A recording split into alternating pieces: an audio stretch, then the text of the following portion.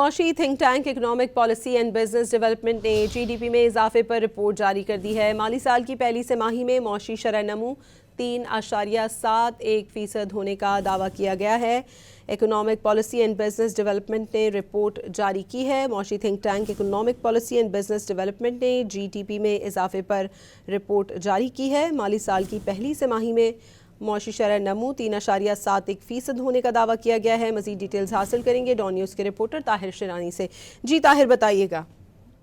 جی دیکھیں، یہ حکومت کی جانب سے چند روز قبل رواں مالی سال کی پہلی سہ ماہی کے جو معاشی اعداد و شمار جاری کیے گئے اس کے مطابق معاشی شرح نمو 3.71% تک پہنچ چکی ہے۔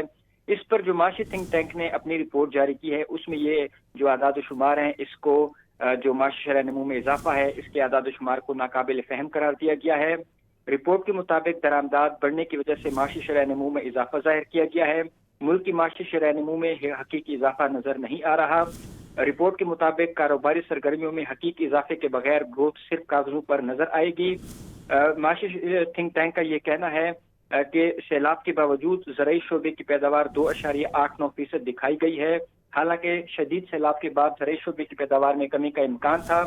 تھنک ٹینک کا کہنا ہے کہ اس دوران صنعتی شعبے کی پیداوار میں 9.38% اضافہ ہوا ہے۔ بجلی، گیس اور واٹر سپلائی میں 25% اضافے سے صنعتی شعبے کی پیداوار بڑھی ہے، جس کی وجہ سے بھاری سبسڈیز ہے کیونکہ سبسڈیز 20 ارب روپے سے بڑھا کر 118 ارب روپے کی گئی ہے۔ اسی طرح تعمیراتی شعبے میں 21% اضافہ سیمنٹ کی پروڈکشن سے مطابقت نہیں رکھتا۔